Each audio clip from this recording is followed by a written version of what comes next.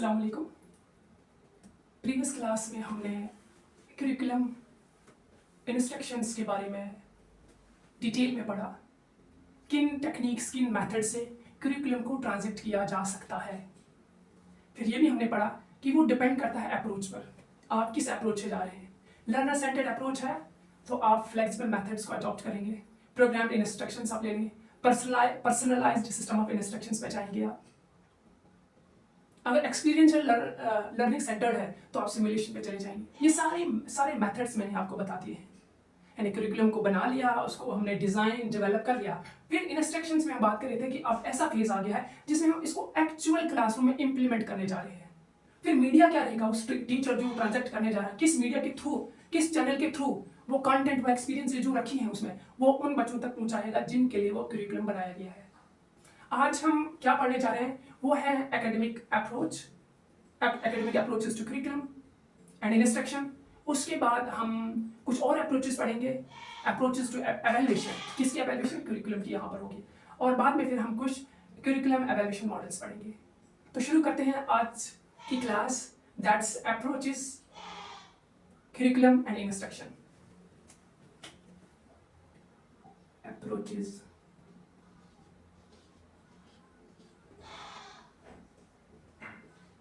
curriculum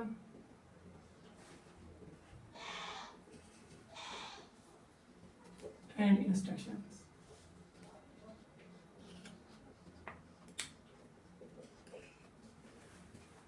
देखिए approach का meaning क्या है, मेथड का मीनिंग क्या है, मैं आपको ये बता चुका हूँ। आइए फिर समझते हैं आपको रिकॉल करने के लिए कि अप्रोच जो है ये ब्रॉडर टर्म है, ये फिलोसॉफिकल इन नेचर होती है। जैसे humanistic approach, behaviouristic approach, scientific approach, constructivist approach, ये सारी अप्रोचेस हैं, ब्रॉड होती है, फिलोसॉफिकल इन नेचर होती है, किस फिलोसफी को आप एडहियर कर रहे हैं। अब यहाँ पे जब करिकुलम पे आप पहुंच गए हैं तो किस अप्रोच से आप करिकुलम ट्रांजेक्ट करने जा रहे हैं। हमने कहा था लर्नर सेंटर, उसके अंदर फिर हमने डिफरेंट मेथड्स भी पढ़े थे इंस्ट्रक्शंस में। यहाँ पे आज जो दो अप्रोचेस हम पढ़ने जा रहे हैं, एक अप्रोच को हम ले लेंगे यहाँ पर एकेडमिक अप्रोच और दूसरी है कॉम्पिटेंसी अप्रोच।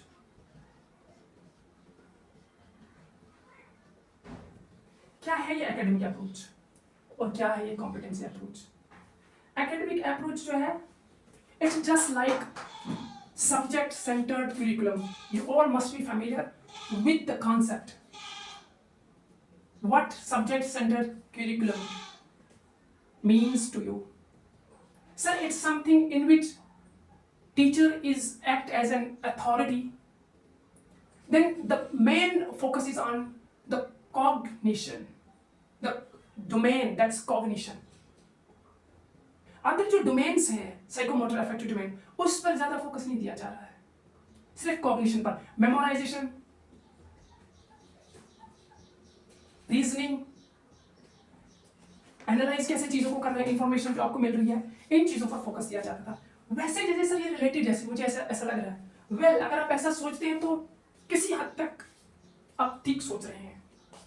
मैं यहाँ पर एकेडमिक अप्रोच में लिखता हूँ सबसे पहले ये इसमें ऑब्जेक्टिव्स जो होते हैं वो प्री डिटरमिन्ड होते हैं।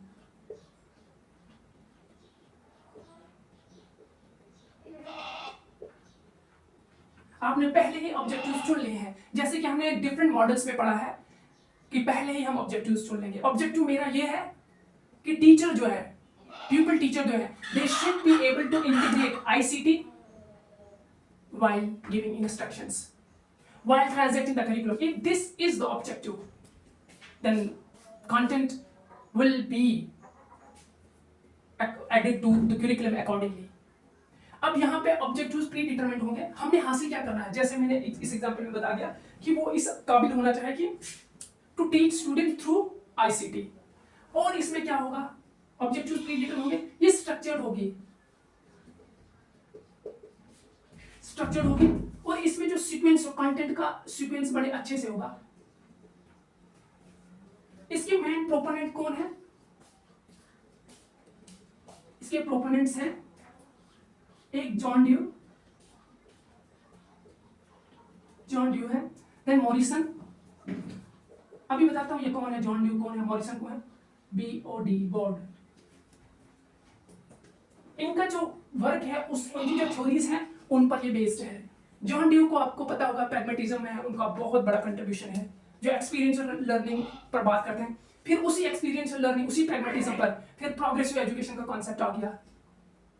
ये वही चीज है जो हमने कल पढ़ा था। एक्सपीरियंशियल लर्निंग के अंदर क्या क्या आता है, सिमुलेशन आ गया, डिस्कवरी लर्निंग आ गई, केस स्टडी आ गया, प्रैग्मेटिज्म से इनका नाम एसोसिएटेड है। देन मॉरिसन जो है, ये कौन है? मॉरिसन ने जब अब लेवल्स ऑफ टीचिंग जब आप पढ़ते हैं, मेमोरी लेवल है, अंडरस्टैंडिंग लेवल है, रिफ्लेक्टिव लेवल है, उसमें जो अंडरस्टैंडिंग लेवल है वहां पर मॉरिसन आप देखेंगे।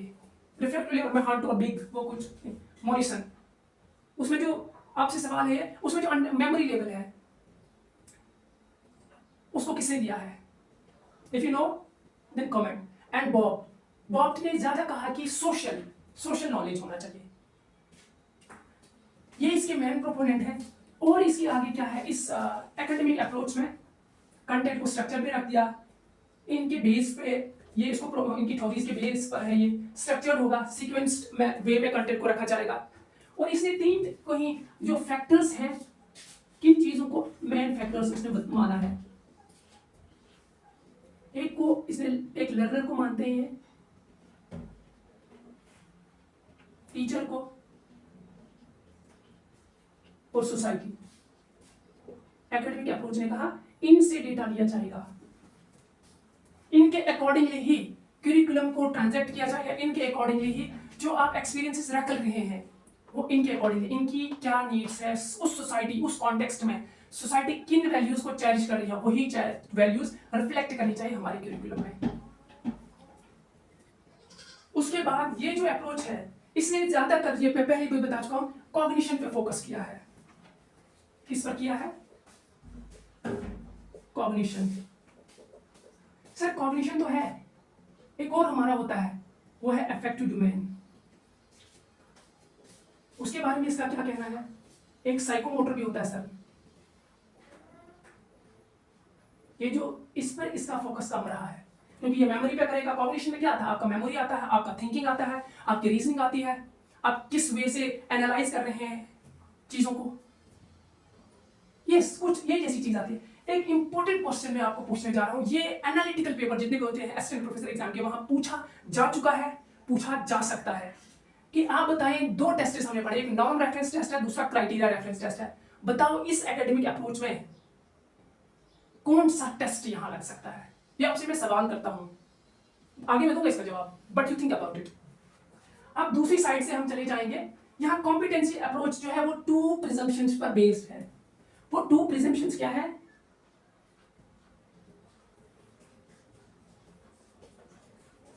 एक प्रिजम्पशन इसकी है कि जो हमने ऑब्जेक्टिव्स फ्रेम करने हैं दे should be in terms of competency. Objectives in terms of competency क्या है सर? ये बताता हूं। दूसरे पे level of mastery, level of mastery of the competency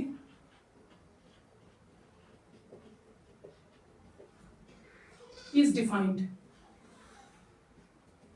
जब मैंने डिफाइन कहा ना कि हम इसको ऐसे नहीं लिख सकते प्रियोरी, कैसे पढ़ते हैं आप? प्रियोरी मीन्स वो पहले ही मतलब प्री डिटरमिन्ड है। अब आते हैं कॉम्पिटेंसी पे। सर क्या मतलब? इन टर्म्स ऑफ, ये क्या है? इन टर्म्स ऑफ, देन फिर कॉम्पिटेंसी। अभी तक तो हमने ऑब्जेक्टिव सुना था कि बिहेवियरल टर्म में होनी चाहिए। Well mostly cognitive academic approach में भी आप देखेंगे जहां पर कॉग्निशन को डेवलप करना, नॉलेज एक्वायर करना, वहां बिहेवियरल ऐसा हमने सुना है। ऑब्जेक्टिव्स को इन टर्म मतलब बिहेवियरल टर्म्स में आप डिफाइन करें, मतलब दे शुड बी मेजरेबल। मैंने इसी एग्जांपल भी आपको बहुत अच्छी दी है कि एक एक्शन वर्ब होना चाहिए, स्टेट वर्ब नहीं होना चाहिए। स्टेट ऑफ माइंड को आप मेजर नहीं कर सकते हैं, जैसे हैप्पी, ऐसा मत लिखें। अंडरस्टैंड, ऐसा मत लिखें, नो ऐसा मत लिखें, ये लिखें the student, objective should be the student will be able to list 3 factors of environmental pollution, 3 causes of pollution. वो आएगा बोर्ड पे लिखेगा, दैट्स द एक्शन, वो लिखेगा। आप कहेंगे अंडरस्टैंड, अंडरस्टैंड में do you understand, yes I understand. Action नहीं हुआ, ये स्टेट ऑफ माइंड है, क्या पता उसने ना समझा हो, do you know, yes I know it, खत्म। नहीं, उसको आए कहें एक्शन करें। इसी चीज को जब हमने गुडलैट्स मॉडल पढ़ा, जिसने कहा कि ऑब्जेक्टिव्स को वैल्यूज के बेस पे फॉर्मुलेट करें, क्योंकि उनके ऑब्जेक्टिव्स वैल्यूज के बेस पे फॉर्मुलेट करें, तो उन्होंने इसको क्या कहा था, उस जगह कहा था behavioural element. If you remember there were 2 elements, behavioral and substantive. Behavioral element was, let me jot it down, behavioral element was about action, means you will have to perform action, then we say performance। यहां पर क्या होगा, ये जो in terms of competency है, objectives को हम competency में डिफाइन करेंगे। मैं बताता हूं बिहेवियरल ऑब्जेक्टिव्स, फिर ये कॉम्पिटेंसी, थोड़ा कुछ सिमिलर है, कोई डिफरेंस है। अपनी अंडरस्टैंडिंग जो मैंने इसको समझा स्टैंडर्ड बुक्स को पढ़ के, वो मैं बताऊंगा आपके साथ, आपके साथ मैं वो शेयर करूंगा। ये बिहेवियरल ऑब्जेक्टिव्स क्या होते हैं मैंने बता दिया उसको अच्छे से, ताकि आप कंफ्यूज ना हो। अब कॉम्पिटेंसी क्या होती है, कॉम्पिटेंसी में आप क्या करते हैं, परफॉर्मेंस, जो उसे कहा कि एक्शन होगा। यहाँ पे कॉम्पिटेंसी क्या क्या कॉम्पिटेंसी हो सकती है सर, सपोज अगर मैं यहाँ पर ले लूँ, इकोनॉमिक कॉम्पिटेंसी हो सकती है, आपकी इकोनॉमिक कॉम्पिटेंसी देखी जाएगी। सर सोशल कॉम्पिटेंसी भी हो सकती है, पर्सनल भी हो सकती है। वेल क्या क्या होंगी ये, इकोनॉमिक कॉम्पिटेंसी में आपके स्किल्स देखे जाएंगे, वो जैसे वोकेशनल स्किल्स, अर्निंग के रिलेटेड, आप अर्न कर सकते हैं, आपके अंदर ये स्किल्स है, वोकेशनल एजुकेशन को लेकर। Then social competency means interpersonal skills, मतलब लोगों के साथ, man is a social being, आपने सोसाइटी में रहना है तो लोगों से डील करना है। डील कैसे करेंगे, आप कम्युनिकेट करेंगे, कम्युनिकेशन के लिए आपको लैंग्वेज चाहिए, यानी प्रोफिशिएंसी होनी चाहिए आपकी, जिसको कम्युनिकेशन आप कहेंगे, अपने थॉट्स को एक्सप्रेस करना, दूसरे के थॉट्स को अंडरस्टैंड करना। और पर्सनल में क्या हो सकता है, पर्सनल में प्रॉब्लम सॉल्विंग एटीट्यूड आपका होना चाहिए, ये आपकी कॉम्पिटेंसी है। आपको प्रॉब्लम दी, आप उसको कैसे सॉल्व करते हैं, कैसे हाइपोथेसिस बना रहे हैं, आप डेटा कैसे कलेक्ट कर रहे हैं, एनालाइज कैसे कर रहे हैं, जो इनपुट्स आपको इस with in the given context में मिले हैं, ये कुछ कॉम्पिटेंसीज थे। तो हमने कहा कि ये जो ऑब्जेक्टिव्स होने चाहिए इन टर्म्स ऑफ कॉम्पिटेंसी होने चाहिए, यानी वो आएगा एक्शन को परफॉर्म करेगा। अगर लैंग्वेज, अगर ये ऑब्जेक्टिव है कि कम्युनिकेशन स्किल्स, उसकी वो बोलने में अपने आइडियाज को एक्सप्रेस सही वे में करे, तो उसको उस सिचुएशन में लाया जाएगा। कोई फॉरेन लैंग्वेज का है तो कोई दूसरे कंट्री का पर्सन है, उससे बात कराई जाएगी, सर ये कम्युनिकेट कैसे कर पाता है। यानी यहाँ कुछ नॉलेज जो आपने कॉम्पिटेंसी में, जो नॉलेज आपने एक्वायर किया है, थ्योरेटिकल नॉलेज था, अब आप उसको अप्लाई भी कर रहे हैं रियल लाइफ में। जब वो प्रॉब्लम आप इनकाउंटर करें तो आप डायरेक्टली उसको, वो लर्निंग जो है वो ट्रांसफर करें, थ्योरेटिकल नॉलेज जो है उसको अप्लाई करें। ये थोड़ी एक चीज है कॉम्पिटेंसी ऑब्जेक्टिव्स में, जहां पे आप अप्लाई कर रहे हैं, यहाँ पे इतना नहीं होता। बेशक वो यहाँ ये भी मेजरेबल होते हैं, आप मेजर कर पा रहे हैं उनको। आपने एक्शन वर्ब चुना है, स्टेट वर्ब नहीं चुना है, एक्सप्लेन चुना है, list 3 causes of environmental pollution, यहाँ पे उससे थोड़ा आगे बढ़ के है कि एप्लीकेशन ऑफ नॉलेज। दूसरा है level of mastery of the competency defined means, अब आपकी कॉम्पिटेंसी जो है, like the objective is to be able to communicate in foreign language, that could be English, German, Japanese, French. Now at what level you will be considered master, किस level पर आप master हम माने आपको, वो पहले ही प्री डिटरमाइंड होगा। जैसे I can say if you score 80 out of 100 then you will be considered proficient in this language। तो वो 80% जो है वो मैंने पहले ही डिफाइन किया है। अब एक क्विक क्वेश्चन मैं आपसे पूछता हूं, जो यहां मैं पूछ चुका हूं एक, दूसरा यहां मैं पूछता हूं आप कि 2 टेस्ट हैं आपके जो आप सही से जानते हैं, नॉर्म रेफरेंस और क्राइटेरिया रेफरेंस। बोलो यहां कौन सा लगेगा। बहुत अच्छा सवाल है, पूछा गया है कई बार और पूछा जा सकता है उन स्टूडेंट्स के लिए जिनको रिकॉल नहीं हो रहा है कि नॉर्म रेफरेंस और क्राइटेरिया रेफरेंस क्या होता है। एक एग्जांपल देता हूं, आपने सीटेट पास करना है तो you must get 60% marks, it means 90 out of 150. So the point is, if 100 students appeared in the examination, 100 out of 100 can pass the exam in question. Whereas in non-reference test, example is NET exam, just 6% will pass NET exam. 100 students appeared, they wrote exam, but out of 100, just 6 passed and 94 failed. शायद समझ recall हो गया होगा कि norm reference और criteria reference क्या है। यानी जो नॉर्म रेफरेंस है, यहाँ पे आप रिलेटिव पोजीशन देख रहे हैं, इन कंपैरिजन टू अदर देख रहे हैं। Well, it's enough to answer my question. अब इसके आगे यहाँ तक तो हम पहुंच गए। अब इसके आगे इसमें क्या होगा, ये जो कॉम्पिटेंसी बेस्ड में है, एक तो मैंने कहा ये कुछ एक्शन परफॉर्मेंस यहाँ पे होगा, वो एक्शन करेगा, वो परफॉर्म करेगा कॉम्पिटेंसी बेस्ड में। और अब अगर मैं इस सवाल का जवाब अगर आप अभी तक सोच ही रहे हैं, तो मैं बताऊंगा ये जो कॉम्पिटेंसी वाला है, यहाँ पे हमारा कौन सा टेस्ट लगेगा, क्राइटेरिया रेफरेंस टेस्ट लगेगा। यहाँ पर याद रखिए, बहुत बार क्वेश्चन पूछा गया क्राइटेरिया। मैं अभी बताता हूँ कैसे मैं कह रहा हूँ, ये criteria reference, criteria reference test. Criteria में क्या कह रहे हैं, what's eligibility criteria, 50 you must have secured 55% in your master's degree to be able to write net examination, 55% होने चाहिए, that's criteria, you'll have to meet it, just benchmark, ऐसे ही कहते हैं हम। तो वही उसने कहा कि 80%, if you secure 80% marks, then you will be considered at mastery level, you have mastered, you are proficient at in this competency, इतना काफी है। और यहाँ पे नॉर्म रेफरेंस टेस्ट लगेगा। जब भी आप सब्जेक्ट सेंटर या डिसिप्लिन सेंटर, हमने एक पढ़ा था डिसिप्लिन सेंटर क्यूरिकुलम, उसमें भी कौन सा टेस्ट लगाते हैं, आप नॉर्म रेफरेंस टेस्ट लगाते हैं। आप डिसिप्लिन क्या होता है, आप सब्जेक्ट छोटे स्कूल लेवल में हम बोलते हैं, जब हम यूनिवर्सिटी में जाते हैं तो नोटिफिकेशन में भी लिखा होता है discipline of further university offers PhD programme, PG, UG in different disciplines. तो वहां पे नॉर्म रेफरेंस कैसे लगेगा, आप जैसे नीट के एग्जाम दे रहे हैं, असिस्टेंट प्रोफेसर के एग्जाम दे रहे हैं, तो वहां रिलेटिव पोजीशन देखी जाती है। 4 सीटें हैं, जो टॉप के 4 होंगे वो अंदर आ जाएंगे, बाकी की स्क्रीन आउट हो जाएंगे। वो hope you understood it. It's a very good question and very many times has been asked in assistant professor examinations. आगे बढ़ के यहाँ पे नॉर्म रेफरेंस में लिख दूंगा, यहाँ पे नॉर्म रेफरेंस टेस्ट लगेगा।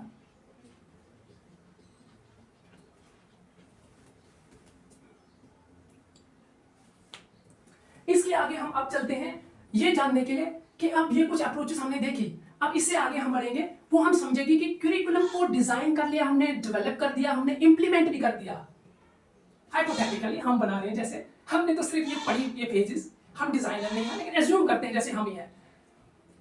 आगे बढ़ने से पहले आपको ये मैं बता दूं कि डिजाइन और डेवलप में आप क्या डिफरेंस करते हैं। ये जो डिजाइन है ना, ये एक थ्योरेटिकल है, एक कंसेप्चुअलाइजेशन, किसी चीज को माइंड में कंसेप्चुअलाइज करना कि कैसे चीजें होगी। और डेवलप मीन आपने कंसेप्चुअलाइज कर दी, ये ऑब्जेक्टिव्स रहेंगे, ये कंटेंट रहेगा, ये मेथड रहेंगे, एवेल्युएशन ऐसे होगी, मान लिया आपने। अब आप एक्चुअली कुछ टीचिंग मटेरियल भी तो बनाना है, जैसे बुक्स बनानी, एनसीईआरटी बुक्स बनाती है, अपनी बुक्स उनकी होती है। देन उसके बाद इंफ्रास्ट्रक्चर सपोर्ट करना चाहिए, साइंस के सब्जेक्ट्स आपने रख दिए हैं, क्या लेबोरेटरीज हैं स्कूल में, क्या वो इक्विपमेंट्स हैं उन स्कूल में, लाइब्रेरीज हैं आपके, ये कुछ चीजें आप याद रखेंगे। डिजाइन और डेवलपमेंट क्या होता है। अब इसके आगे हम जो इवैल्यूएशन पे आगे, हाँ हमने ट्रांजैक्शन फेज भी इंप्लीमेंटेशन फेज भी देख दिया, जिसको हमने ट्रांजैक्शन फेज कहा। Media teacher main role teacher का है, ट्रांजैक्ट कर रहा है, वो डिफरेंट मेथड्स को ले रहा है, डिपेंड करेंगे वो मेथड टीचर की अप्रोच क्या है, लर्नर सेंटर, सब्जेक्ट सेंटर्ड है या ग्रुप सेंटर्ड है या फिर एक्सपीरियंस लर्निंग सेंटर्ड है, उसके अकॉर्डिंगली उसने मीडिया भी चुन लिया है, मेथड आपने चुन लिए हैं। फिर अब हम इस इंप्लीमेंटेशन फेज में अब हम इवैल्यूएशन पे आएंगे। हम पढ़ेंगे आगे इवैल्यूएशन जो होती है, एक तो फॉर्मेटिव आएगी, दूसरी समेटिव आएगी। इसका कॉन्सेप्ट याद रखें, माइकल स्क्रीवन ने दिया है। ये अब इवैल्यूएशन फॉर्मेटिव समेटिव होगी, वो मैं डिटेल में बताऊंगा कैसे होगी, किस पेज पे होगी, लेकिन ये बात याद रखें इवैल्यूएशन होगी। तो इवैल्यूएशन जैसे ही आप बात सुनते हैं तो कहीं जगह इवैल्यूएशन को ये वो लोग डिफाइन करते हैं, मैंने कहीं बात देखा कि वो बच्चों की एग्जांपल देते हैं। याद रखें यहाँ पे इवैल्यूएशन करिकुलम की हो रही है, बच्चों की नहीं हो रही है अभी। हाँ मानते हैं कि बच्चों की इवैल्यूएशन होकर भी हमें फीडबैक मिलता है करिकुलम कितना इफेक्टिव है, वो मैं मानता हूं, लेकिन यहां पर ऐसे आप सिंपल बताएं कि इवैल्यूएशन किसकी होगी, करिकुलम की होगी। किस करिकुलम में क्या, ऑफ कोर्स जो आपने कंपोनेंट्स जो मैंने आपको बार बार बताए हैं, जो इंपॉर्टेंट 4 कंपोनेंट्स हैं, मैंने ऑब्जेक्टिव्स कहा आपको, वो इंपॉर्टेंट कंपोनेंट्स हैं, मैं लिखता मैंने कहा आपको ऑब्जेक्टिव्स होंगे, कंटेंट का है, मेथड का है, और क्या कहा है इवैल्यूएशन, इन कंपोनेंट्स की होगी। ऑब्जेक्टिव्स इससे मैच कर रहे हैं, फिर क्या ये इनफ है इस कंटेंट के लिए, वेल इसको हम पढ़ते। तो अब जाके हम ये चीज देखेंगे कि आप जो ये बता रहे हैं इवैल्यूएशन, ये इवैल्यूएशन होता क्या है, थोड़ा सा बता दें सर। एवेल्यूएशन बेटा होता है कि knowing the worth of something, किसी चीज की वर्थ को जानना।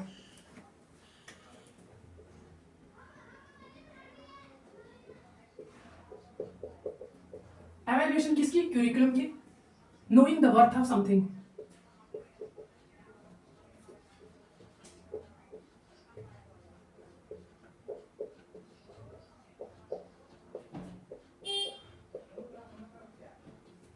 असाइनिंग वैल्यू, यहां आप असाइन कर रहे हैं इसको वैल्यू, इसकी कितनी वैल्यू है। या फिर ऐसे आप पूछे to what extent the objectives have been realised, to what extent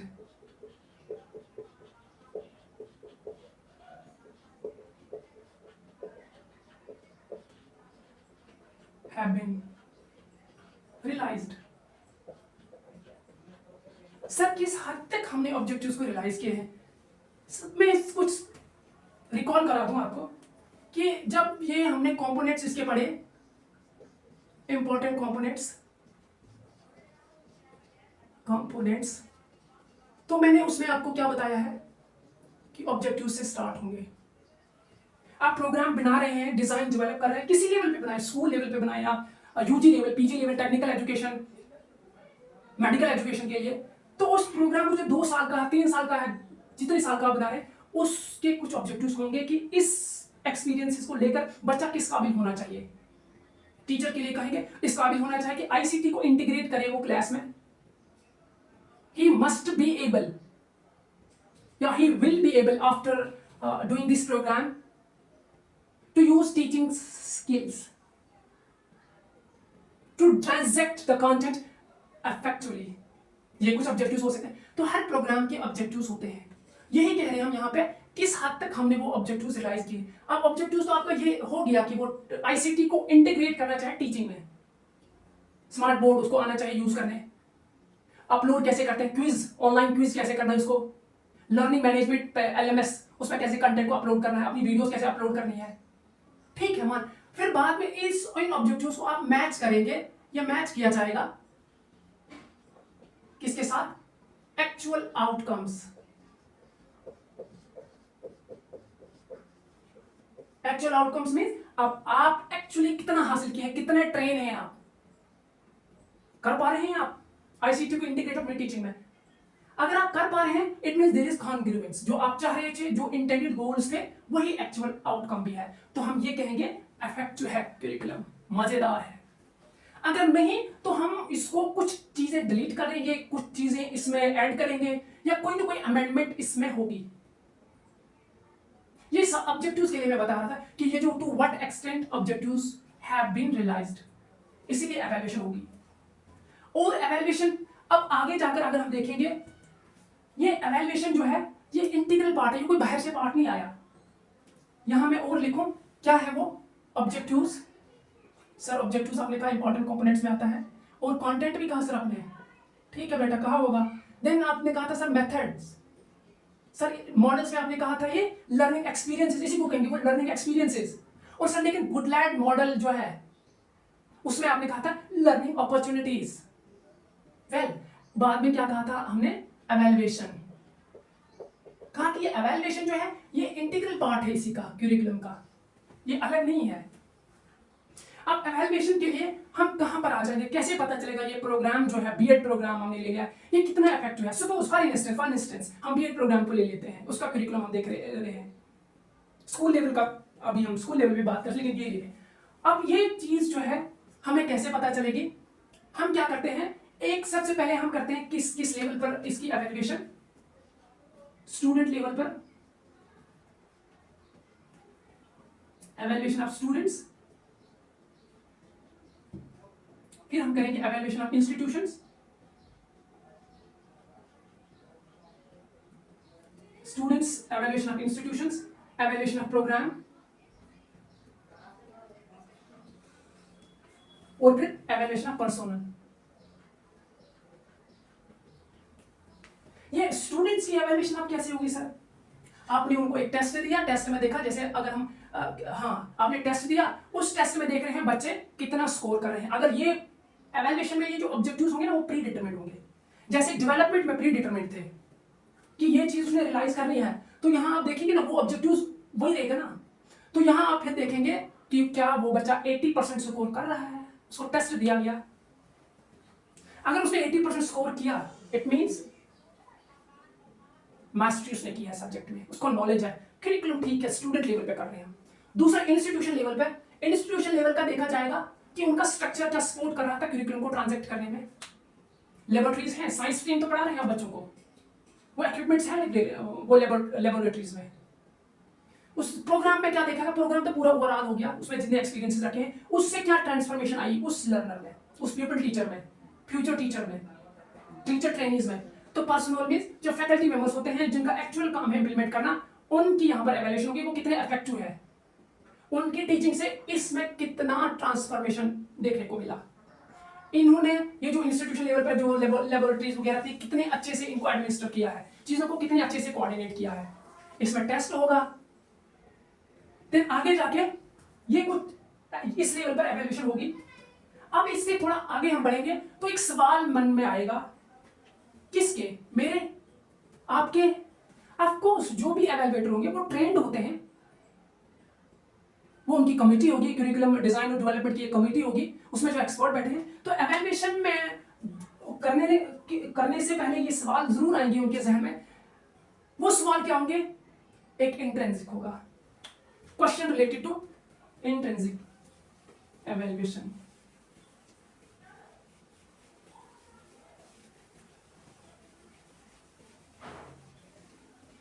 intrinsic question होगा,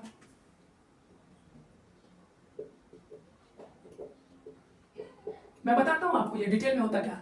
और एक और क्वेश्चन आएगा, वो कुछ इंस्ट्रूमेंटल क्वेश्चन हो सकता है,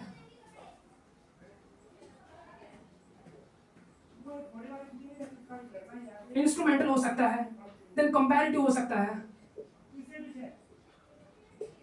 आइडियलाइजेशन हो सकता है, और डिसीजन मेकिंग।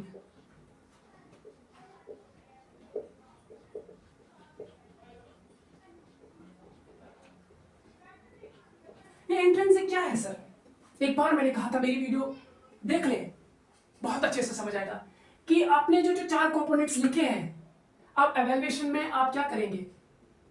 एक जगह बताया था कंटेंट और वैलिडिटी, अगर आपको याद हो, आपने इंट्रिंसिक क्वेश्चन में, इंट्रिंसिक एवेल्युएशन में ये देख रहे हैं आप कि सर कंटेंट को आप देख रहे हैं, कंटेंट की वैलिडिटी क्या है। आप मेथड्स को देख रहे हैं, क्या ये मेथड इनफ है इस कंटेंट को ट्रांजैक्ट करने में। सर आप सीक्वेंस को भी देख रहे हैं, मतलब वो सर जो एवेलुएट कर रहा है, सीक्वेंस, QUEN सीक्वेंस। सर आप इसका आर्टिकुलेशन देखेंगे, आर्टिकुलेशन ठीक से है या नहीं। सर आप इसकी कंटिन्यूटी भी देखेंगे। ये सब कुछ चीजें सर आप इसमें देखेंगे इंट्रिंसिक में। सर है क्या मतलब, समझा नहीं मैं। Intrinsic evaluation mean within the curriculum, क्या ये कंटेंट जो हमने डाला है is it enough to realise the objectives. Content depend किस पे करेगा, ऑब्जेक्टिव्स पे, क्या बनाना चाहते हैं। ट्रेन दैट टीचर, इंटीग्रेट करे ICT क्लासरूम में, कम्युनिकेशन स्किल्स अच्छे हो, टीचिंग स्किल्स उसके पास हो, वो रिसर्च कर पाए, एक्चुअल रिसर्च कर पाए क्लासरूम के अंदर, उसको नॉलेज साइकोलॉजी को, सोशियोलॉजी को, फिलॉसफी की नॉलेज हो। तो ये जब ऑब्जेक्टिव्स है तो कंटेंट भी इसी हिसाब से पढ़ाएंगे ना। म्यूजियोलॉजी में आप एक्सपेक्ट करेंगे वो टीचिंग स्किल डेमोन्स्ट्रेट करे, आप पढ़ाया क्या है, कंटेंट की वैलिडिटी नहीं है, अलग ही पढ़ा दे हैं। तो यहाँ कंटेंट को देखा जाएगा, कंटेंट की क्या वैलिडिटी है। ये वैलिडिटी, यहाँ कंटेंट की वैलिडिटी से मुराद ये है कि क्या ये कंटेंट जो हमने रखा है ये हेल्प करेगा हमारे ऑब्जेक्टिव्स को रियलाइज करने में। रिसर्च में वैलिडिटी अलग है, कभी बताऊंगा वो बहुत अच्छे से। अब फिर उसके बाद क्या ये मेथड्स इनफ है इस कंटेंट को डिलीवर करने में। पढ़ा रहे हैं साइंस, एक्सपेरिमेंटेशन का कोई है नहीं, ऑब्जर्वेशन का कोई वहां आपने वो कोई मेथड ही नहीं रखा है, लेक्चर से आप बताते जा रहे हैं, वो तो प्रैक्टिकल चीजें होंगी ना। आगे जाके आप सीक्वेंस देखेंगे। सीक्वेंस मैंने एक अच्छी बात आपको बताई थी, सीक्वेंस 2 चीजों के बेस पे होता है, एक सब्जेक्ट का लॉजिक जो होगा, दूसरा साइकोलॉजी। बताइए हमें ये चीजें दोनों, बहुत अच्छे से बताइए। इसकी यानी सिंपल टू कॉम्प्लेक्स होना चाहिए,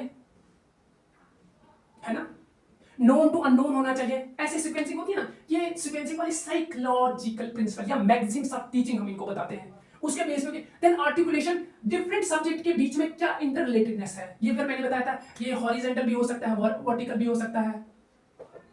horizontal means with in class, vertical means across grade, across class. और कंटिन्यूटी, कंटिन्यूटी में मैंने क्या चीज बताई थी आपको, कंटिन्यूटी मतलब क्या है, मतलब कोई चीज कंटिन्यू रहे। कंटिन्यू मींस को मैं रेपिटेशन सीधा बताऊंगा, सिंपल रेपिटेशन। तो रेपिटेशन किसकी होगी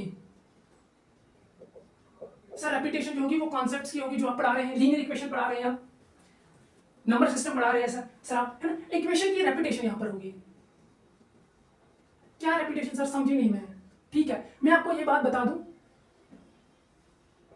क्या बना रहे हैं सर आप, ये स्पाइरल बाइंडिंग जो बुक को कराते हैं ना, उसको बोलते हैं स्पाइरल बाइंडिंग। ऐसी होती है, वो लगती है, यानी ये चीज जो है ये रिपीट हो जाएगी, लेकिन इसकी कॉम्प्लेक्सिटी बढ़ेगी। लीनियर इक्वेशन 8th के मैथ्स में भी है, वो क्या है, linear equation in one variable. आप फिर पढ़ा रहे हैं 9th में, पॉलिनोमियल पढ़ा रहे हैं, लेकिन वो लीनियर इक्वेशन इन 2 वेरिएबल है, फिर आपने क्वाड्रेटिक इक्वेशन कर दिया उसको।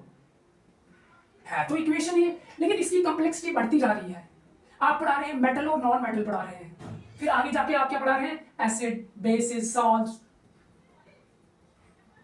रेपिटेशन होगी, लेकिन उसका लेवल वहां हाई लेवल पे आ जाएगा।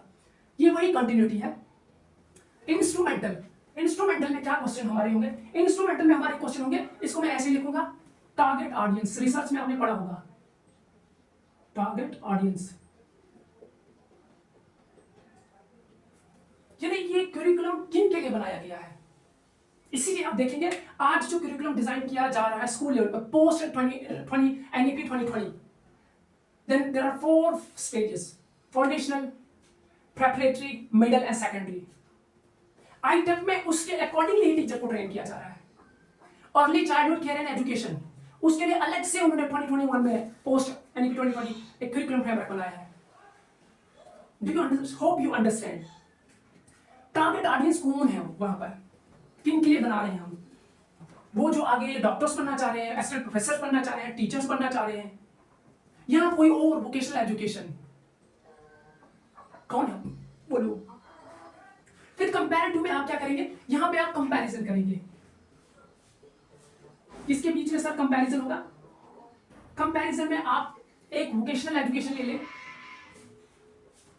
वोकेशनल एजुकेशन का करिकुलम, दूसरा आप लें वैल्यू एजुकेशन। इनके बीच में आप देख सकते हैं, यहां पे अगर इनको आप नहीं देख रहे हैं कि ये बिल्कुल अलग है, तो आप एक ही करिकुलम को देखें, जो आपने कंटेंट डाला है उसके अंदर जो मेथड डाला है, क्या उनकी फिजिबिलिटी है, या कोई अल्टरनेटिव है इसमें, दूसरे किसी तरीके से बता सकते हैं। तो आइडियलाइजेशन में जब मैं आइडियल की बात करता हूं ना, तो आइडियलिज्म में क्या आइडियल्स हैं, सत्यम, शिवम, सुंदरम। और क्या आइडियल्स हो सकते हैं, डेमोक्रेसी के क्या आइडियल्स हैं, liberty, equality, justice, fraternity. Modernisation क्या होगी, आइडियलिज्म होगा, सेकुलरिज्म होगा। ये कुछ आइडियल्स हैं। यहाँ पे अब आप समझोगे आइडियल का मतलब क्या होता है, कोई वैल्यू जिसको आप हाईली रिकॉर्ड चेरिश कर रहे हैं। तो यहाँ पे आइडियल क्या है, सपोज हमने एक स्टैंडर्ड ले लिया कि हमारा आइडियल जो है वो बेसिक एजुकेशन के जो प्रिंसिपल्स है, जो गांधी जी ने दी थी, बेसिक एजुकेशन के प्रिंसिपल आपको याद होंगे, वार्डा स्कीम 1937 में जो हुई थी, कि बेसिक एजुकेशन के जो प्रिंसिपल्स हैं, हमारा आइडियल है कि हमने अपनी करिकुलम को देखना है कि बेसिक एजुकेशन के जो प्रिंसिपल्स हैं क्या उनको वो रियलाइज कर रहा है हमारा करिकुलम या नहीं। आपने एक you just trying to evaluate it against the principles of basic education given by Gandhi ji. ये आपका आइडियल बन गया, इसके अगेंस्ट ये बेंचमार्क आपने सेट कर दिया, ये क्राइटेरिया आपने सेट कर दिया। फिर आप देखेंगे अगर ये मैच कर रहा है, कहेंगे हाँ इफेक्टिव करिकुलम, बहुत मजेदार। Otherwise there is need to improve it, add, delete और डू समथिंग। किसमें, वो कंटेंट में कर लेगा, मेथड में कर लेगा, कहीं किसी और चीज। पर डिसीजन मेकिंग में फाइनली जब आप आते हैं यहाँ पे, आप ये चीज कह रहे हैं, सारी चीजें तो देख लिया आपने, कंटेंट से गुजर क्या है, आर्टिकुलेशन सीक्वेंस क्या रहेगा, टारगेट ऑडियंस का, देन वोकेशनल देख लिया, वैल्यू एजुकेशन भी देख लिया। यहाँ पे डिसीजन मेकिंग मींस इसमें डिलीट क्या करें, ऐड क्या करें, एक्सेप्ट क्या करें, ऐसे जैसे वर्ड आप ACCEPT, ऐसे जैसे वर्ड्स आपको इसमें मिलेंगे। ये कुछ क्वेश्चंस है एवेलुएटर, करिकुलरिस्ट पूछेगा। इनसे आगे बढ़ के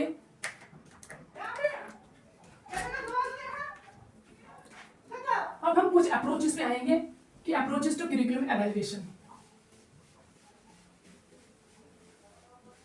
फिलॉसफी डिटरमिन करेगी अप्रोच, किस फिलॉसफी से आप जा रहे हैं, क्या क्या अप्रोच हम ले लेंगे।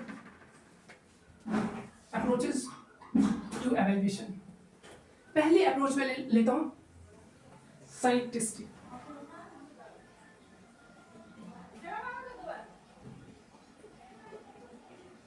सर ये साइंटिस्टिक अप्रोच क्या है?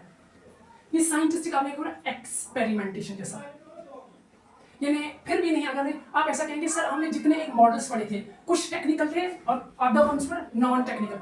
सो टेक्निकल वर ऑब्जेक्टिव ड्रिवन, ऑब्जेक्टिव ओरिएंटेड, एक सीक्वेंस सिस्टमैटिक वे में वो डेवलप कर रहे थे।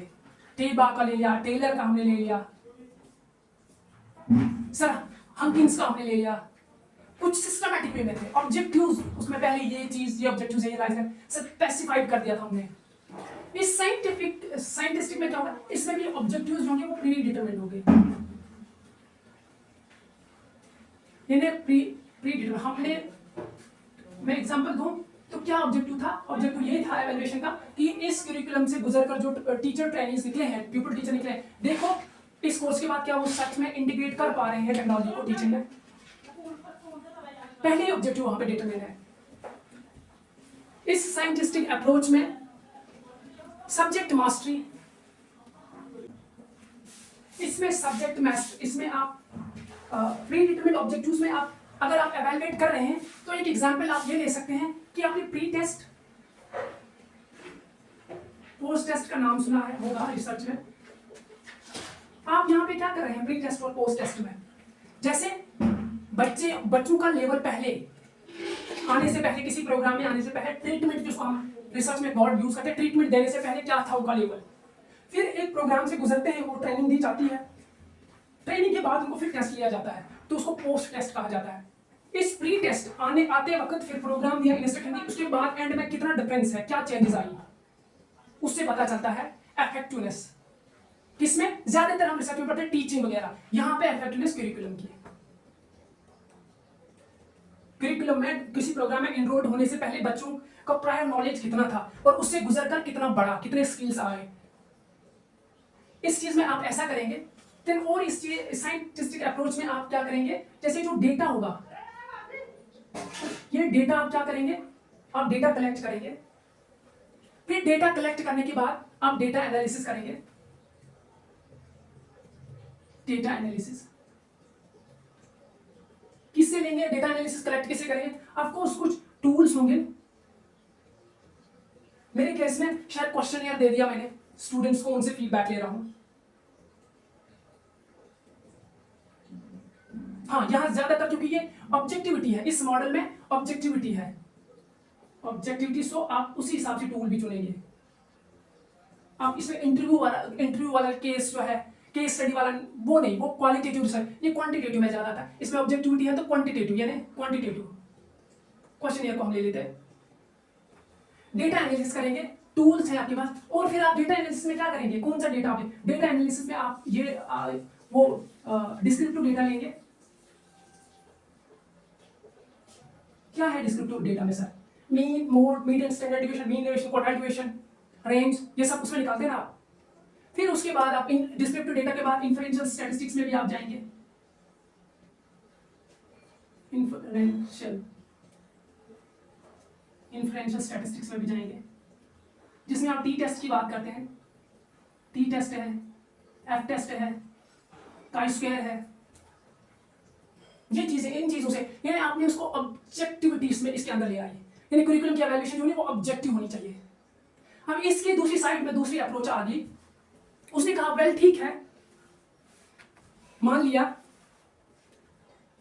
आपकी इस बात को हम सर पे रखते हैं, लेकिन ये भी आपको थोड़ा हम बता दें कि हम जो है, हमारा नाम है ह्यूमैनिस्टिक अप्रोच। आपने यहां पर कहा था लर्निंग एक्सपीरियंसेस,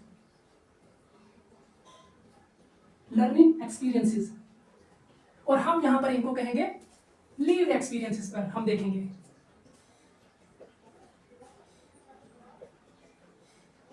ये बात जहन में बैठा दे कि कहीं प्रीवियस ईयर में ये क्वेश्चन पूछा गया है कि करिकुलम क्या है। नीचे ऑप्शन में दिया है planned experiences, unplanned experiences, lived experiences all.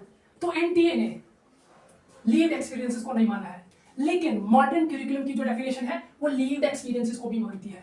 और खास करके जो ह्यूमनिस्टिक अप्रोच है ये लिव्ड एक्सपीरियंस पे बहुत फोकस करती है। ये किसकी वो थ्योरीज या फिलॉसफी पर बेस्ड हुई। आपने नाम सुना होगा कार्ल रोजर,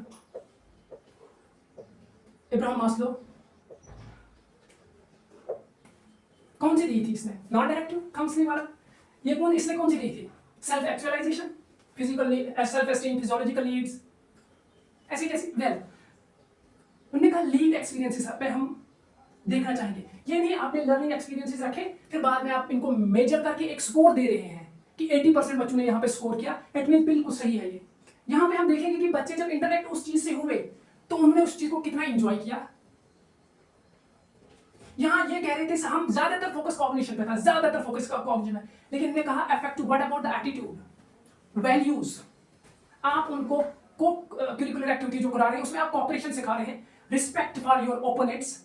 और इसमें जो टूल्स हम उन्होंने यूज किए थे ये कुछ क्वांटिटेटिव लेवल के, जैसे आपने क्वेश्चनर ले लिया, कोई चेकलिस्ट ले लिया आपने, या फिर क्या हम ले सकते हैं कोई क्वांटिटेटिव टूल्स आपने। यहाँ पर ये क्या करेंगे, ये क्वालिटेटिव टूल्स लेंगे, क्वालिटेटिव डेटा कलेक्ट करेंगे।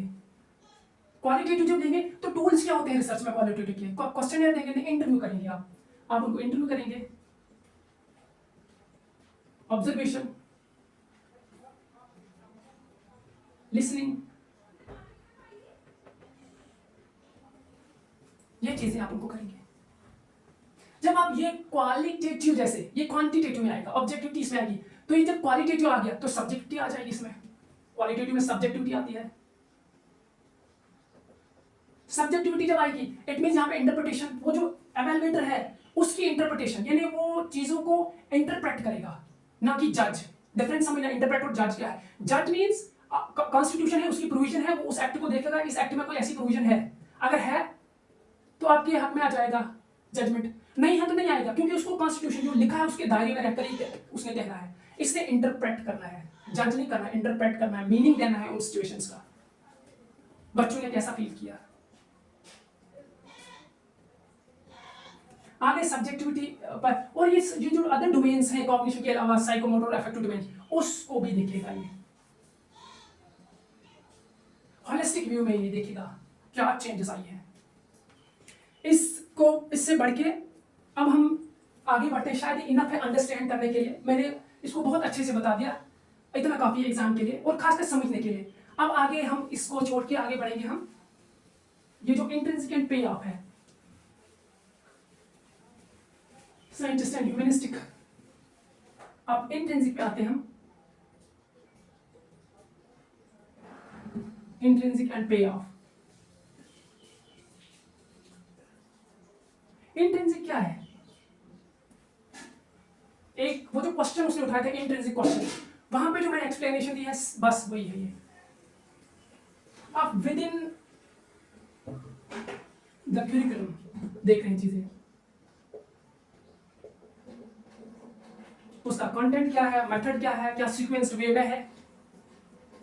अब सवाल यह है जब एवेल्यूएशन होगी तो कैसे पता चलेगा वो सब कुछ सीक्वेंस में है, मेथड ठीक है नहीं।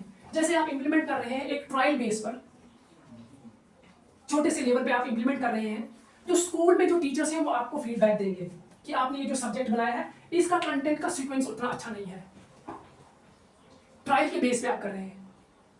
अब दूसरा ये है कि दूसरा किस लेवल पे आप इंट्रिंसिक पे देखेंगे, मेथड्स। टीचर ये कहेगा कि फिजिबिलिटी कितनी है, ये जो आप मेथड्स बता रहे हैं जिस वे में ट्रांजैक्ट करना, ये प्रैक्टिकली हम यहाँ कर सकते हैं अपने स्कूल में या नहीं कर सकते हैं, वो आपको ये बता सकते हैं। That's how you will get feedback from the stakeholders, और उसी के बेस पे फिर एवेल्यूएशन होती जाएगी।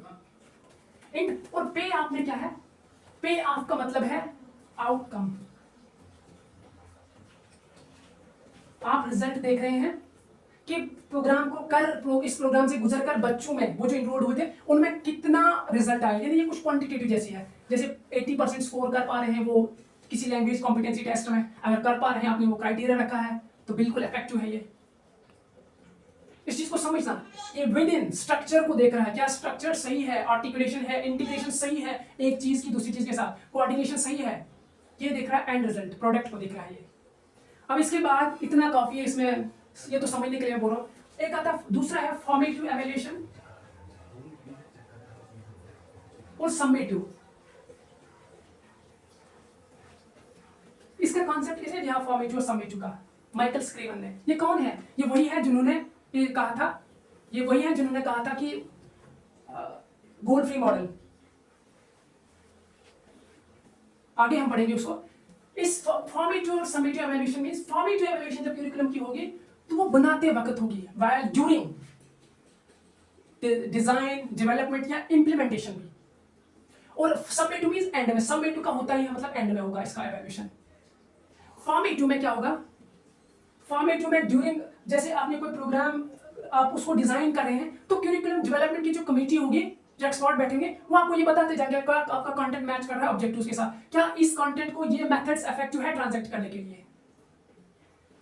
तो समेटिव मींस रिजल्ट क्या आ रहा है, वो जो बच्चे इस प्रोग्राम से गुजरे क्या उनमें वो डिजायर्ड चेंजेस आ रही हैं जो आपने इंटेंड किए थे, इंटेंडेड गोल्स क्या जो आउटकम है उससे मैच कर रहे हैं। करिकुलम एवेल्यूएशन मॉडल्स डेवलपमेंट हम पढ़ चुके हैं। इससे पहले मैं ये भी बता चुका हूं आपको कि एवेल्यूएशन और डेवलपमेंट दोनों डिफरेंट चीजें हैं। मैंने उस वक्त बड़े गौर से आपको ये बात जहन में बिठाने की कोशिश की कि करिकुलम डेवलपमेंट मॉडल्स अलग है और करिकुलम एवेल्यूएशन अलग है। डेवलपमेंट में आप हिल्डा टाबा ले रहे हैं, देन टेलर का मॉडल ले रहे हैं, हंकिन का ले रहे हैं, गुडलैंड का मॉडल ले रहे हैं। अब एवेल्यूएशन में आप किसका लेंगे, टेलर का एवेल्यूएशन का भी है, टेलर का हम पढ़ेंगे। देन उसके बाद स्टेक का मॉडल हम पढ़ेंगे, कॉन्ग्रुएंसी कॉन्टिजेंसी मॉडल जिसको हम कॉन्टिनेंस मॉडल भी कहेंगे। देन उसका फिर स्टेक का रिस्पॉन्सिव मॉडल भी है, उसके आगे हम और मॉडल भी मैं आपको बताऊंगा। पहले हम टेलर्स मॉडल लेते हैं एवेल्यूएशन। एवेल्यूएशन का कांसेप्ट अभी तक आपको समझ आ गया होगा कि करिकुलम की एवेल्यूएशन हो रही है। तो टेलर ने क्या अपने मॉडल में कहा कि एवेल्यूएशन कैसे करनी है, Tyler's apostrophe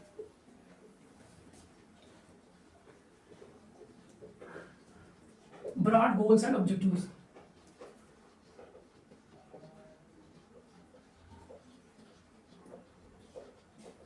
tailors objective model में मैंने पहले आपको कहा था इसको कहते हैं, वो डेवलपमेंट में पढ़ाया था, उसको उसमें कहा था गोल अटेनमेंट भी कहते हैं इसको।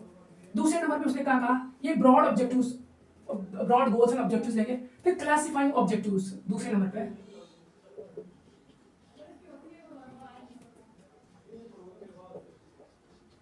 Classifying objectives using behavioural term,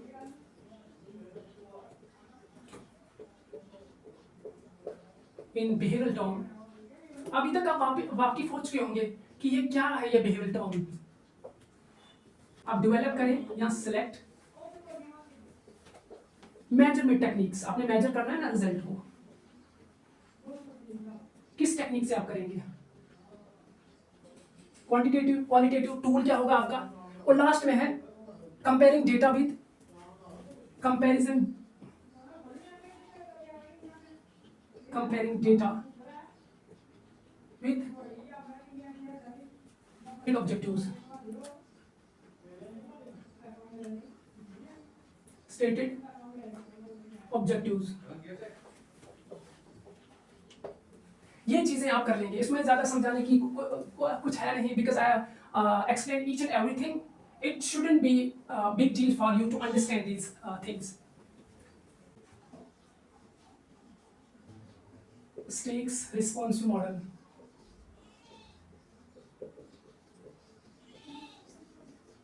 इसके बारे में आप ये बात सुनिए, रिस्पॉन्सिव जब इसने कहा ना, इसमें ये कंसीडर कौन से लोग करता है। अदर मॉडल्स में आप देखेंगे ना, वो जो स्टेक होल्डर्स है ना, वो स्टेक होल्डर्स को वो कंसीडर नहीं करते हैं, उनका पर्सपेक्टिव क्या रहेगा। उसने ऑब्जेक्टिव्स बना लिए, टेलर ने देखा कि क्या ये 80% 60% स्कोर कर रहे हैं मैथ्स में, या वो इंटीग्रेट कर पा रहा है टेक्नोलॉजी वाइल टीचिंग, अगर वो कर पा रहा है कहा इफेक्टिव है, नहीं तो छोड़ दिया। लेकिन स्टेक्स रिस्पॉन्सिव मॉडल ने क्या किया, जो स्टेक होल्डर्स हैं उनका पर्सपेक्टिव उसने कंसीडर किया। कौन है ये स्टेक होल्डर्स, एक पेरेंट्स ले लें हम, पेरेंट्स, टीचर्स, लर्नर्स, ये तीन ले लेते हैं हम। पेरेंट्स ने क्या कहा, एवेल्यूएशन हो रही है, वो उनका पर्सपेक्टिव जान रहे हैं, more qualitative, sounds like more qualitative. Perspective जानना ऑफ कोर्स क्वालिटेटिव होगी। तो कुछ इंटरव्यू होंगे, कुछ ऑब्जर्वेशन होगी क्लास में जाकर। तो पेरेंट्स ने ये चीज़ उनको कहा कि ये जो क्यूरिकुलम है इतना इफेक्टिव नहीं है। क्यों? कि इसमें लोकल कंटेंट नहीं है, लोकल कल्चर के बारे में नहीं है, लोकल लैंग्वेज नहीं है। तो फीडबैक मिल गया, एवेल्युएशन होगी क्यूरिकुलम की, यानी ये पार्ट मिसिंग है।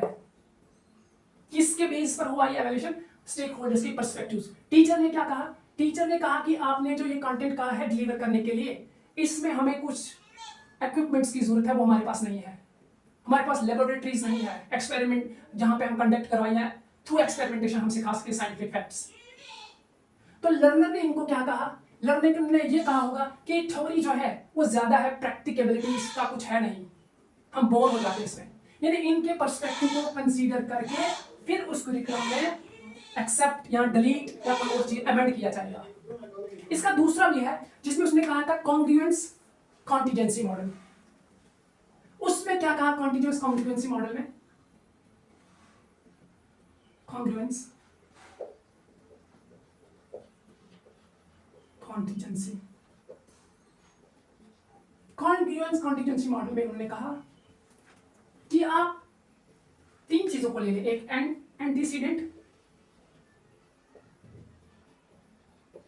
ट्रांजैक्शन और आउटकम। क्या होते हैं ये बताता हूं मैं भी। एंटीसीडेंट में आप देखेंगे कि स्टूडेंट जब उस प्रोग्राम में इनरोल हो गया, एक क्विक क्वेश्चन पूछता हूं, मैंने आपको एक जगह कहा था बिहेवियर जो होते हैं जब प्रोग्राम में एंटर हुआ स्टूडेंट, दो लेवल के होते हैं, एक होता है एंट्री, दूसरा होता है टर्मिनल। याद है? ये वही हो गया। हाँ जी, एंटर जब हो गया किसी प्रोग्राम में, उस वक्त अभी वो ट्रीटमेंट से नहीं गुजरा, अभी उसको कुछ पढ़ाया नहीं गया, एक्सपोज नहीं कराया गया कंटेंट के साथ, कोई एक्सपीरियंस नहीं गया। उस वक्त पहुंचते ही वक्त, एनरोल होते ही वक्त उसका अपना प्रायर नॉलेज होता है, अपना एक एटीट्यूड होता है, कुछ वैल्यूज होती है। ये वही है, ये प्रायर नॉलेज को लेकर। और ट्रांजैक्शन फेज में, टीचिंग लर्निंग में का जो फेज जहां पे टीचर अब इंप्लीमेंट करेगा करिकुलम, और आउटकम मींस अब उसका प्रोडक्ट यानी उसका एक्चुअल ट्रांसफॉर्मेशन क्या है। इस फिर इनने आगे जाके कहा एक इंटेंडेड एंटीसीडेंट है, फिर यहां पे कहा कुछ कॉन्ग्रुएंस है या नहीं, और यहां का ऑब्जर्व्ड एंटीसीडेंट। कहा कि ये जो इंटेंडेड मींस एक्सपेक्टेड है, इंटेंडेड मींस एक्सपेक्टेड, इंटेंडेड गोल एक्सपेक्ट, जो आप एक्सपेक्ट कर रहे हैं इस प्रोग्राम से गुजरकर उसके बिहेवियर में क्या चेंज दिखनी चाहिए, ये इंटेंडेड है। फिर आप यहाँ ऑब्जर्व देख रहे हैं कि प्रोग्राम, ये तो हम एक्सपेक्ट कर रहे थे ये ट्रेंड ग्रेजुएट हो, अच्छे रिसर्च कंडक्ट कर पाए, फिर एक्चुअली क्या वो कर पा रहा है? इसके बीच में अगर कोई गैप नहीं है, जो इंटेंडेड जो आप चाह रहे थे, जो एक्सपेक्टेड बिहेवियर था वही ऑब्जर्व भी किया गया, it means they are congruent, जो चाह रहे थे वही मिला। अगर इनके बीच में गैप है, हम कहेंगे इनकॉन्ग्रुएंट। ये कॉन्ग्रुएंट का मीनिंग क्या है, इसको समझना। कॉन्ग्रुएंट ट्राइंगल्स आपने मैथ्स में पढ़ी है, ये एक ट्राइंगल है, ये फॉर सपोज इसका एंगल कुछ क्या है पता नहीं, हम 60 डिग्री रखते हैं, ये साइड जो है ये 6 सेंटीमीटर है, ये भी आप 6 लेके, इट मींस ये बन गया साइड एंगल साइड। तो उसे एक और आप ट्राइंगल ले लें, इसमें ये 60 डिग्री है, ये 6 सेंटीमीटर, ये भी साइड एंगल साइड, यानी एक ट्राइंगल दूसरे ट्राइंगल पे एग्जैक्टली ऊपर आएगी, एक हाथ दूसरे हाथ के ऊपर एग्जैक्टली आएगा, हाँ, दूसरा नीचे वाला हाथ छुप जाना चाहिए, उसको कहते हैं कॉन्ग्रुएंट। मैथ्स में आपने पढ़ाई होगी ये चीजें, बहुत पढ़ी भी होंगी। जो चाह रहे थे बिल्कुल वैसे एग्जैक्ट यहाँ पे मिला। कॉन्ग्रुएंट, यहाँ पे कॉन्टिजेंसी का क्या मतलब है? कॉन्टिजेंसी का मींस एंटीसीडेंट, ट्रांजैक्शन और आउटकम के बीच में क्या रिलेशन है। आपने स्टूडेंट को कहा राइट एन एसे, उस ऐसे में आपने देखा बहुत सारी गलतियां थी, वो सही से नहीं लिख पाया, पंक्चुएशन सही से नहीं डाली है, ट्रांजिशन कनेक्टिंग वर्ब्स में कुछ पास्ट प्रेजेंट टेंसेस कर दिए इकट्ठे, सीक्वेंस कोई नहीं है उनका। लेकिन फिर आप ये कह रहे हैं कि रिलेशन ये है कि इसका एंटीसीडेंट जो था वो कमजोर था, तेरे प्रायर नॉलेज कमजोर था, उसके बेस पे ही आउटकम भी कमजोरी है। कॉन्टिजेंसी का मतलब है इनके बीच में, आउटकम, ट्रांजिशन और एंटीसीडेंट, इनके बीच में क्या रिलेशन है। एक का कमजोर होना दूसरे को कमजोर कर देगा, एक का स्ट्रांग होना दूसरे को स्ट्रांग कर देगा। शायद समझ गए होंगे आप। लास्ट में डिस्क्रिपेंसी मॉडल है, इसके कुछ स्टेप्स मैं बताऊंगा, आप वो देख लें, और फिर स्क्रीवन गोल्डफ्री मॉडल हम पढ़ेंगे।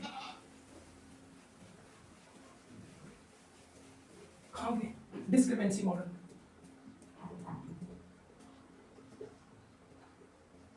डिस्क्रिपेंसी मॉडल का पहला स्टेप जो है determining curriculum standard,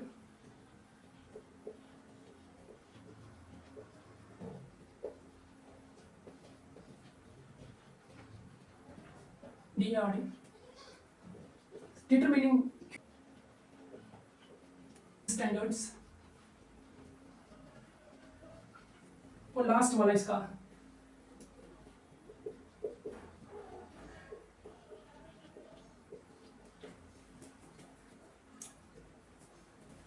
determining discrepancy between curriculum,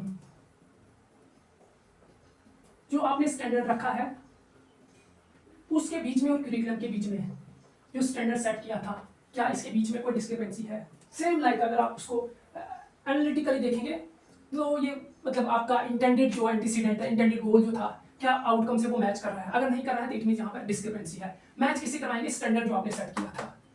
ये कुछ इसके स्टेप्स हैं, ये आप याद रखेंगे।